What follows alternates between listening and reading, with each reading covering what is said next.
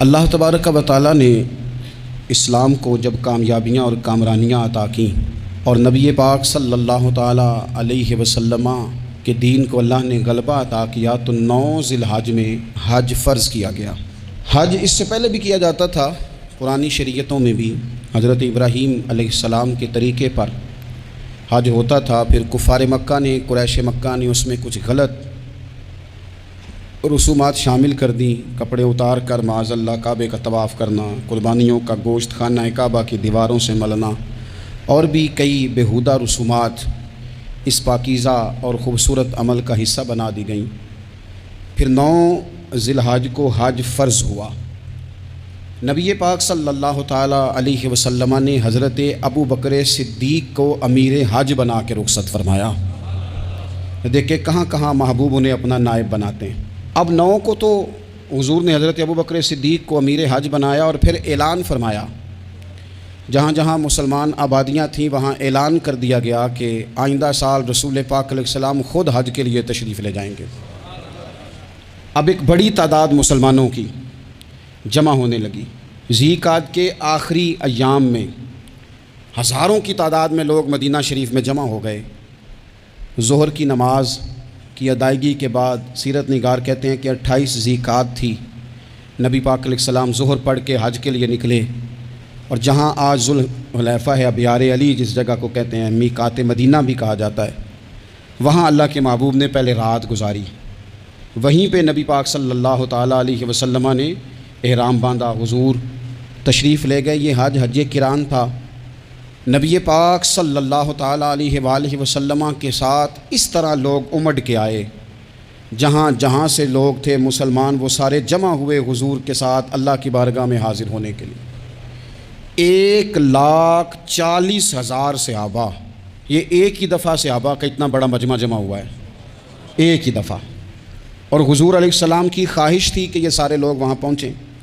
محبوب کریم علیہ السلام 4 ذی الحج کو حضور علیہ السلام نے طواف کیا، صفا مروہ کیا، احرام نہیں کھولا، قربانیاں ساتھ تھیں چونکہ یہ حج قران تھا۔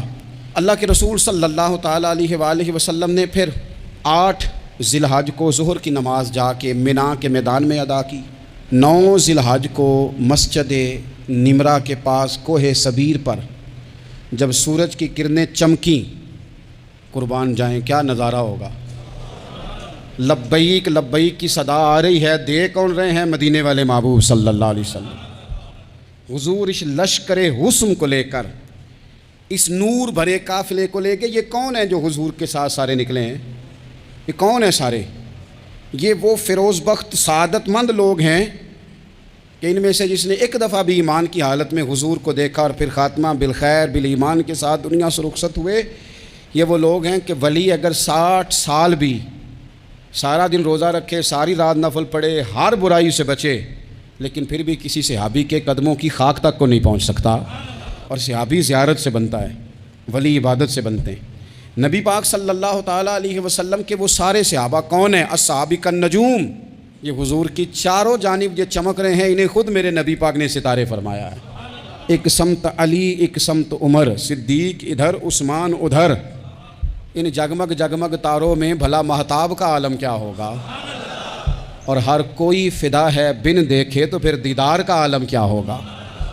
تو نبی پاک صلی اللہ علیہ وسلم نے یہ وہ موقع تھا، 9 ذی الحج میدان عرفات، حضور صلی اللہ علیہ وسلم نے ظہر کی نماز ادا فرمائی اور پھر کچھ توقف کے بعد حضور کے لیے اونٹنی پر کجاوا سجایا گیا۔ حضور اپنی کسوا نامی اونٹنی پر سوار ہوئے، میرے محبوب نے خطبہ دینے کا ارادہ فرمایا۔ رب کریم نے ارشاد فرمایا، الیوم اکملت لکم دینکم، آج میں نے تمہارے لیے تمہارا دین مکمل کر دیا ہے، مکمل ہو گیا دین، اس کے بعد کوئی اور دین نہیں آئے گا۔ اس آیت نے بتا دیا کہ حضور آخری نبی ہیں، دین مکمل ہو گیا، اب کسی اور پیغمبر کی، رسول کی، دین کی، کتاب کی ضرورت باقی، آج میں نے تمہارے لیے تمہارا دین مکمل کر دیا۔ اور کیا خوبصورت لفظ ہیں قرآن پاک میں، فرمایا وَأَتْمَمْتُ عَلَيْكُمْ نِعْمَتِي، اور آج میں نے تم پر اپنی نعمتیں تمام کر دی ہیں، نعمتیں مکمل کر دی۔ وَرَضِيتُ لَكُمُ الْإِسْلَامَ دِينًا، اور اللہ فرماتے ہیں میں نے تمہارے لیے دین اسلام کو پسند کیا ہے، یہ میری رضا ہے، یہ دین اسلام تمہارے لیے پسند کیا ہے۔ کوئی بندہ ساری زندگی مخلوق کی خدمت کرے، ساری زندگی رستوں سے کانٹے اٹھائے، ساری زندگی خیر کا کام کرے، کسی کو تکلیف نہ دے، لیکن اگر مسلمان نہیں نا، اگر کلمہ نہیں نہ پڑھتا تو اس کی ساری عمر کی خیر بھی کسی کام کی نہیں۔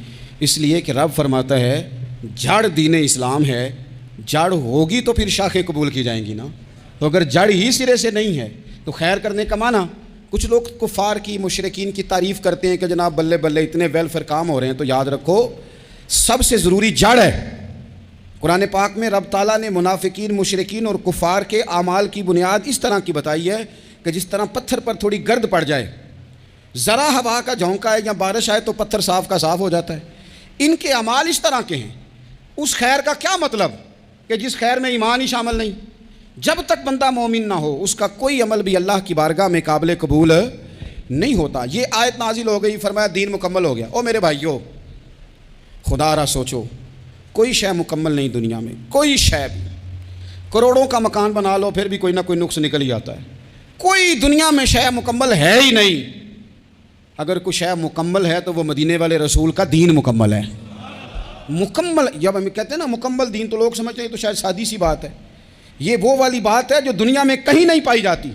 جب یہ آیت نازل ہوئی تھی نا تو بخاری میں موجود ہے، ایک بہت بڑا یہودیوں کا عالم حضرت عمر فاروق رضی اللہ تعالیٰ عنہ سے کہنے لگا یہ جو تم پر آیت نازل ہوئی ہے نا کہ دین مکمل ہو گیا، یہ اگر ہم پر نازل ہوتی نا تو جس دن یہ آیت نازل ہوئی ہوتی ہم نے ہر سال اسی دن کو عید بنا لینا تھا کہ دین مکمل ہو گیا، الیوم اکملت لکم دینکم، دین مکمل ہو گیا، ہم تو عید بنا لیتے۔ تو حضرت عمر کہنے لگے ہم پر بھی بڑا فضل ہے، جس دن آیت نازل ہوئی تھی عرفہ کا دن بھی تھا اور جمعے کا دن بھی تھا، ایک نہیں دو عیدیں تھیں مسلمانوں کی، دو عیدیں تھیں مسلمانوں کی، دو۔ عزیز بھائی، دین مکمل اللہ نے دیا۔ اور حضرت عبداللہ ابن عباس رضی اللہ تعالیٰ عنہ نے تو ایک مقام پہ اس کا ذکر بھی کر دیا، جب ان سے کسی یہودی نے کہا نا یہ آیت ہمیں ملتی تو ہم عید مناتے ہیں، تو فرمایا تم ایک مناتے نا، ہماری دو تھیں اس دن۔ جمعہ بھی تو مسلمانوں کی عید کا دن ہے نا۔ بہت سارے لوگ ہیں بیچارے جو کہتے ہیں اسلام میں عیدیں صرف دو ہیں، اور وہ بھی صرف پریشانی انہیں عید میلاد النبی والے دن ہوتی ہے، اس کے آگے پیچھے نہیں ہوتی۔ حالانکہ نبی پاک علیہ السلام نے کہا ہر جمعہ بھی عید ہے، خود حضور نے فرمایا، لیکن وہ اڑ جاتے ہیں کہ نہیں عیدیں صرف دو ہی ہیں۔ بھائی آپ یہ کہہ سکتے ہیں کہ اسلام کی معروف عیدیں دو ہیں، اپنے معنی اور مفہوم کے لحاظ سے جس کو یوم عید کہا جائے وہ عیدیں دو ہیں۔ تو نبی پاک صلی اللہ تعالیٰ علیہ وسلم نے میدان عرفات میں خطبہ دیا۔ یہ جو واعظ و نصیحت ہے نا، خطبہ، تقریر، یہ دنیا کر رہی ہے، کرتی رہے گی، کرتی چلی آئے گی، اور اس کو میرے نبی پاک علیہ السلام نے پسند فرمایا۔ خیر کی بات کرنے والے کو حضور نے دعا دی، محبوب فرمانے لگے اللہ جو میری حدیثیں یاد کر کے آگے پہنچائے اس کے چہرے کو تر و تازہ رکھنا۔ یہ ابلاغ دین بہت بڑی بات ہے اگر کوئی خلوص نیت سے کرے۔ لیکن کائنات ارضی میں وہ جو حضور کا خطبہ حجۃ الوداع ہے، وہ دستور ہے، وہ منشور ہے، انسانی حقوق پر اس سے بڑا چارٹر نہ پہلے کبھی تھا نہ قیامت تک دوبارہ بن سکتا ہے۔ اس کو خطبہ حجۃ الوداع کیوں کہتے ہیں؟ ایک تو مطلب یہ کہ حضور نے یہی آخری حج کیا، اور دوسری بات یہ تھی کہ اس خطبے کے تھوڑے ہی عرصے بعد میرے نبی پاک نے وصال ظاہری فرمایا۔ اور اس خطبے کو رسول پاک صلی اللہ تعالیٰ علیہ وسلم نے شروع کہاں سے فرمایا؟ یہ خطبہ دیکھیں شروع کہاں سے ہو رہا ہے۔ انسان دنیا میں ملتا بھی ہے، جدا بھی ہوتا ہے، یہ جو جدائی کا وقت ہوتا ہے نا، جدائی کا، شاید بڑی سوچ سمجھ کے کہا تھا حضرت میاں صاحب نے، بڑی غور کر کے انہوں نے کہا تھا کہ دریا کنڈے روخ نہ لائیے، جو آوے روڑ جاوے۔ آپ میدان میں درخت لگاتے ہیں تو کبھی پھل گرتا ہے تو زمین پہ گرتا ہے، اٹھا لیتے ہیں، اگر دریا کے کنارے ہو تو وہ تو دریا میں گرے گا اور روڑ جائے گا، چلا گیا، بہہ گیا۔ فرمانے لگے دریا کنڈے روخ نہ لائیے، جو آوے روڑ جاوے، تے پردیسی نال نہ یاری لائیے، وہ دا جدوں دل کرے ٹر جاوے، وہ تو چلا جاتا ہے۔ یہ خطبہ شروع کہاں سے ہو رہا ہے؟ یعنی ابھی آغاز کلام ہے، بات آگے آئے گی، آغاز کلام ہے۔ میں کہہ چکا ہوں ولی شاید عبادت کر کے بنے، تقوی اختیار کر کے بنے، ولی اللہ کی حرام کردہ ہر شے سے اجتناب کر کے بنے، وہ جس میں شبہ ہے اس سے بھی بچے تو پھر ولی بنے۔ لیکن صحابی تو حضور کی زیارت سے بنتا ہے نا، نبی پاک کی زیارت سے بنتا ہے، اور صحابہ تو وہ صحابہ تھے جن کی ہر صبح عید ہوتی تھی، خدا کا قرب حاصل تھا، نبی کی دید ہوتی تھی۔ وہ تو اس طرح کا ماحول تھا کہ نبی پاک نے فرمایا حضرت ابو ہریرہ سے یہیں بیٹھے رہتے ہو، تھوڑا ذرا کبھی کوئی کام بھی کر لیا کرو، وقفے سے ملنے سے محبت بھی بڑھتی ہے. تو حضرت ابو ہریرہ اٹھے اور ستون کے پیچھے سے ہو کے واپس آ گئے. فرمایا آ گئے ہو؟ عرض کی حضور دل ہی نہیں لگتا تو جائیں کہاں. وہ جو حضور سے آ کے کہتے تھے نا یا رسول اللہ صلی اللہ علیہ وسلم، حضرت ثوبان بن مالک، حضور نے فرمایا پریشان پریشان دکھائی دیتے ہو. کہا یا رسول اللہ ایک بات پریشان کرتی ہے. کہا وہ کیا؟ عرض کی حضور دل بے چین ہوتا ہے تو زیارت کو آ جاتا ہوں. آج ایک عجیب خیال آیا ہے، عجیب خیال آیا ہے. اور اس نے عجیب رنگ طبیعت میں بھر دیا ہے. فرمایا تمہیں کیا خیال آیا؟ عرض کی یا رسول اللہ صلی اللہ علیہ وسلم آج خیال آیا ہے کہ ثوبان ہے تو حضور کا غلام ہے، جنت تو حضور کے صدقے ملے گی، لیکن یہ ہے کہ حضور تو ہوں گے نا نبیوں کے ساتھ، تجھے ملے گی پر ملے گی تو غلاموں کے محلے میں نا. تو دل میں خیال آیا کہ وہاں زیارت بھی ہوگی کہ نہیں. وہ جنت میرے کس کاری جتھے یار نظر نہ آوے، زیارت بھی ہوگی کہ نہیں. حضور کی بارگاہ میں جب حضرت ثوبان نے عرض کی تو رب کریم نے فرمایا محبوب جو تیری اور تیرے رب کی اطاعت کرے نا، اولئک انعم اللہ علیہم من النبیین والصدیقین والشہداء والصالحین، فرمایا ان کو اللہ نبیوں کے، صدیقین کے، شہداء اور صالحین کے ساتھ ہی جنت میں اکٹھا فرمائے گا. وہ اکٹھے رہے. تو جن کو تو جنت میں بھی حضور کی زیارت کے بغیر چین نہیں تھا، ان کو حضور نے خطبہ حجۃ الوداع شروع کرتے وقت پہلا جملہ پتہ کیا کہا؟ حضور اونٹنی پہ ہیں، احرام باندھا ہوا ہے، 1,40,000 کم و بیش غلام سامنے کھڑے، عرفات کا میدان. محبوب فرمانے لگے پہلا جملہ. جو درد والے تھے وہ تڑپ گئے، یہ سارے درد والے تھے لیکن کچھ زیادہ مزاج شناس تھے. محبوب نے پہلا جملہ کہا. حضور فرمانے لگے لوگوں جس طرح آج اکٹھے ہوئے ہیں شاید اس کے بعد دوبارہ ہم اکٹھے نہ ہوں. پہلا اعلان ہی کر دیا کہ یہ تمہارے ساتھ جو آج خطبہ ہے نا اس میں اشارہ دے دیا کہ دوبارہ نہیں جمع ہوگے، اگلا آج نہیں کرنا، بس ختم ہوئی بات. یہ آخری پہلی بات ہی حضور نے یہ بیان کی. اب وہ اتنے دل نرم ہو گئے حضور کی بات سن کے، آنکھوں میں آنسو اس طرح آ گئے، طبیعت کا ملان اتنا بڑھ گیا کہ ہر ایک کا دل کشکول بن گیا. ہر طرف سے آہیں اور سسکیاں ہیں کہ حضور کے وہ جملے یوں صحابہ لے رہے تھے جب آپ سے کوئی کہہ دے کہ بھائی یہ وقت بس آخری ملاقات کا ہے، تو پھر انہوں نے وہ تو حضور کی ہر بات ہی توجہ سے سنتے تھے، پر یہاں جو انداز بن گیا وہ انوکھا بن گیا. فرمایا شاید دوبارہ ملاقات نہ ہو. پھر میرے کریم محبوب صلی اللہ تعالیٰ علیہ وسلم نے فرمایا جس طرح تمہارے لیے یہ شہر حرمت والا ہے، مکہ حرمت والا ہے نا، ایک نیکی کرو تو مکے میں 1,00,000 کا ثواب، حرم مکہ میں ایک گناہ کرو تو وہ بھی 1,00,000 لکھا جاتا ہے. حرمت والا ہے، بڑی عزت والا ہے. فرمایا جس طرح یہ گھر عزت والا ہے کعبہ، جس طرح یہ شہر عزت والا ہے، فرمایا جس طرح آج کا دن حرمت والا ہے. مسلمانوں میں تمہیں بتا کے جا رہا ہوں، تمہیں سمجھا رہا ہوں، اسی طرح میں نے تم سب پر ایک دوسرے کے مال اور عزت کو حرمت والا کر دیا ہے. اور صحابہ کو نا حضور نے پہلے یہ سبق پورا حضور نے پوچھا، یہ بھی ذرا کمال ہے، یہ بخاری مسلم کی حدیث ہے. حضور نے صحابہ سے پوچھا 9 ذی الحجہ ہے، جمعے کا دن ہے، ذی الحجہ کا مہینہ ہے، سب کو پتہ ہے، لیکن نا آپ جمعہ پڑھنے ہیں تو میں آپ سے کہوں کہ آج کون سا دن ہے تو آپ کہیں گے جناب جمعہ ہے، عجیب آدمی ہے جمعہ پڑھا رہے ہو. لیکن جو صحابہ کا انداز ہے وہ اور ہے. حضور نے پوچھا آج یہ کون سا مہینہ ہے؟ یہ ادب ہے، یہ مقام ہے، یہ وہ مقام ہے جہاں بہت سارے صرف عقل والے بندے جو ہوتے ہیں نا وہ بیچارے گرتے پھڑتے ہیں، کہتے ہیں جی بات آتی ہو تو بتانی چاہیے، یہ کیا بات ہوئی جی بندہ بولے ہی نا، یہ کیا لیکن کچھ لوگ ایسے ہیں جن کا دھارا ادب کچھ اور ہوتا ہے، انہیں ڈھیروں باتیں بھی آتی ہوں تو ہر جگہ بات کرنے کی نہیں ہوتی، سب جگہ کہانیاں سنانے کی نہیں ہوتی. حضور نے فرمایا کون سا مہینہ ہے؟ قربان جائیں بھیا کو زبان ہو کے کہنے لگے واللہ و رسولہ عالم، اللہ جانے اللہ کا رسول جانے. سانو تے قید سجن دا گہنا ہے، وہ جنج رکھے اساں اونج رہنا ہے، ہمیں کیا پتا. پوچھا کسی نے، لکھا ہے صوفیاء نے، کسی نے پوچھا تمہیں پتہ نہیں، کہنے لگے چپ کر، ہمیں کیا پتا کون سا مہینہ ہے. تو حضور نے فرمایا آج تاریخ کون سی ہے؟ بھائی صاحب کو پتا تھا نا 9 ذی الحجہ کو ہی آج ہوتا ہے، کون سی تاریخ ہے؟ کہا واللہ و رسولہ عالم، اللہ جانے اللہ کا رسول جانے. قربان جائیں. حضور نے پوچھا دن کون سا ہے؟ سب کو پتہ ہے جمعہ ہے، کہنے لگے واللہ و رسولہ عالم، اللہ جانے اور اللہ کا.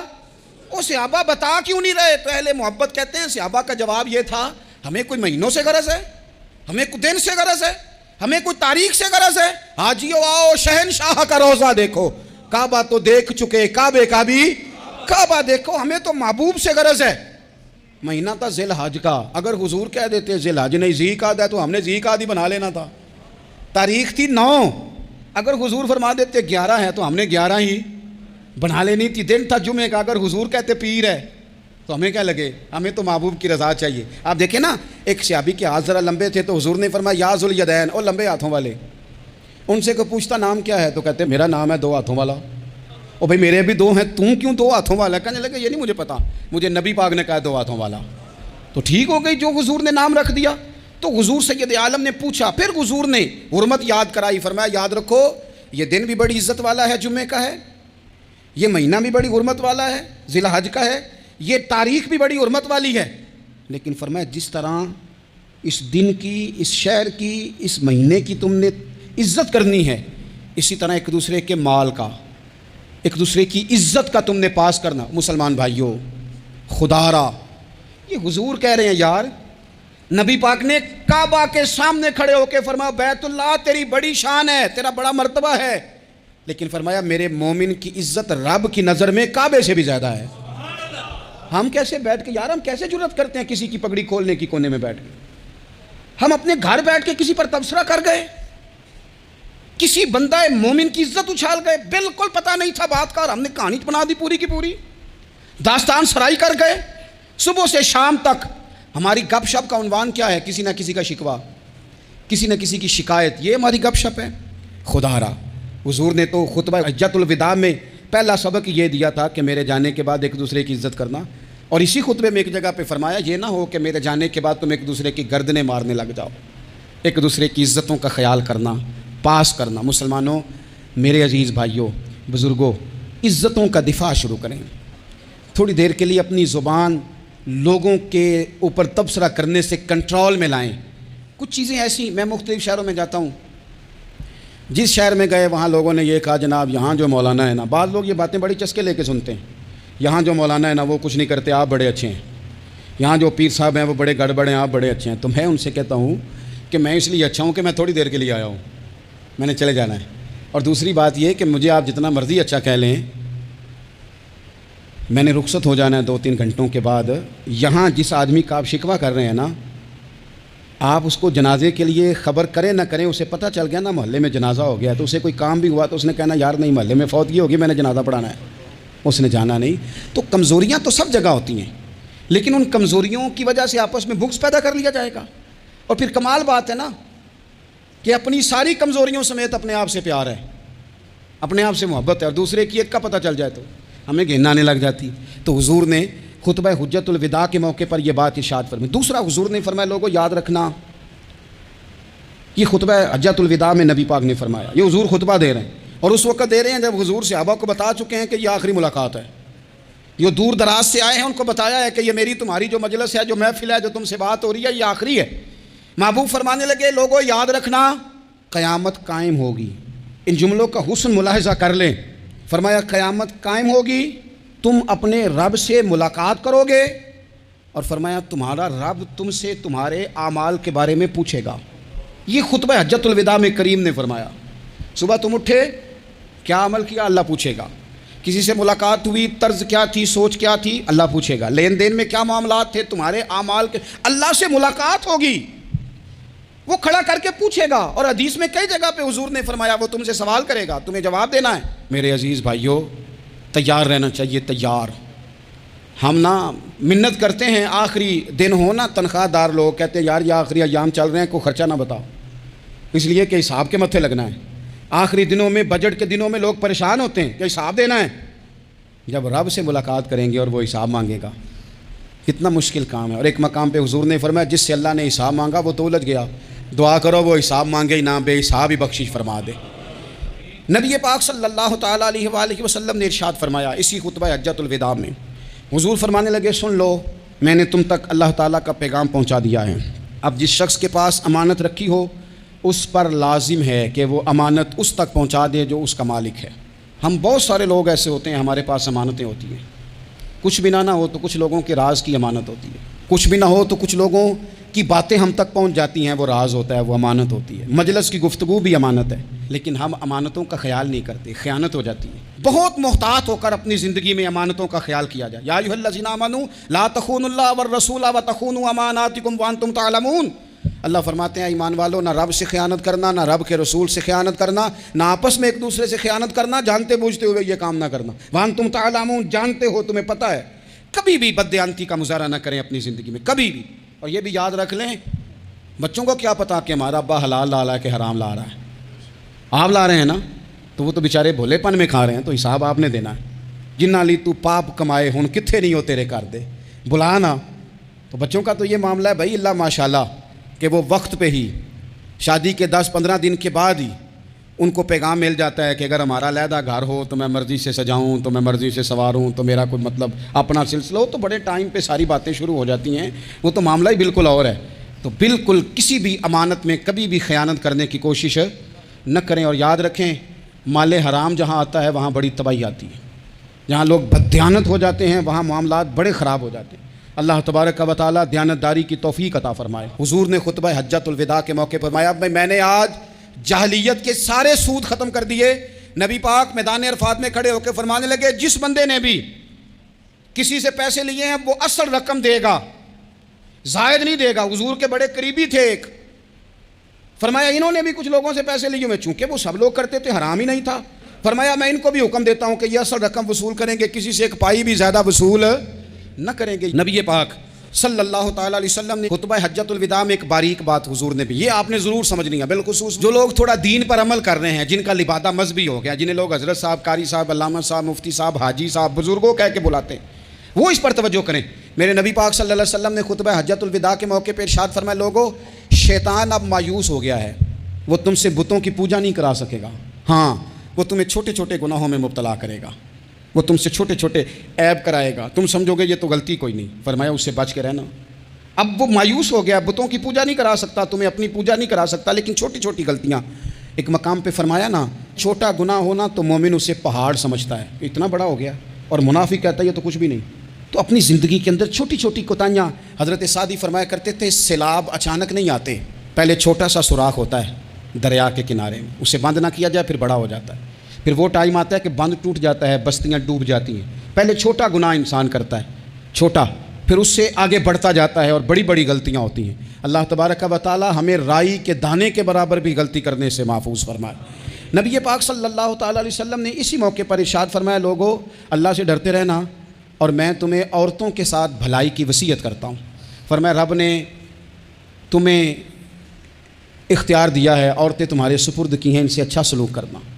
فرمایا اگر کبھی کوئی ان پر تمہیں سختی کرنی بھی پڑے تو اتنی کرنا جتنی ان کی غلطی ہو، ان سے درگزر کرنا، ان سے پیار کرنا۔ اسلام نے خاتون کو باقاعدہ حقوق دیے، باقاعدہ۔ صحیح بخاری میں حدیث ہے، یہ جو نوجوان ہیں، مطالعہ کرنے والے، پڑھنے سننے سمجھنے والے، یاد رکھا کریں ان چیزوں کو۔ حضرت بریرہ رضی اللہ تعالیٰ عنہ حضرت عائشہ صدیقہ کی کنیزہ ہیں، حضرت مغیث رضی اللہ تعالیٰ عنہ ایک صحابی ہیں، ان کی وہ اہلیہ ہیں، وہ اپنے خامد سے علیحدگی چاہتی تھی، ان کے خامد بڑی محبت کرتے تھے، علیحدہ ہونا نہیں چاہتے تھے، خاتون رہنا نہیں چاہتی تھی۔ انہوں نے بڑی سفارشیں کرائیں کہ میرا خامد، میری بیوی مجھ سے صلح کر لے، حالانکہ وہ خاتون کنیز ہیں، خادمہ ہیں، کوئی بڑے قبیلے سے بظاہر تعلق نہیں۔ بالآخر انہوں نے گزارش کی، سیدہ عائشہ صدیقہ رضی اللہ تعالیٰ عنہ سے کہا، کچھ اور ذرائع اختیار کیے۔ حضرت مغیث نے رضی اللہ تعالیٰ عنہ، ان کے شوہر نے، کہ نبی پاک علیہ السلام کی خدمت میں عرض کریں حضور میری سفارش کریں کہ یہ مجھ سے صلح کر لیں۔ تو نبی پاک علیہ السلام نے حضرت بریرہ رضی اللہ تعالیٰ عنہ جو کنیزہ ہیں، خادمہ ہیں، ان کو بلا کے کہا تمہارا خامد صلح کرنا چاہتا ہے۔ یہاں برادری کا بڑا کے کہتا ہے پتر میری بھی نہیں تو گل رکھنی، وہ میرے ککھاں دا بھی نہیں، تو کیا کہہ رہے ہیں آپ؟ اللہ نے اسے حق دیا ہے، اور جسے حق اللہ دے اس کا رسول دے، اس سے کون ہوتا ہے کوئی حق چھیننے والا؟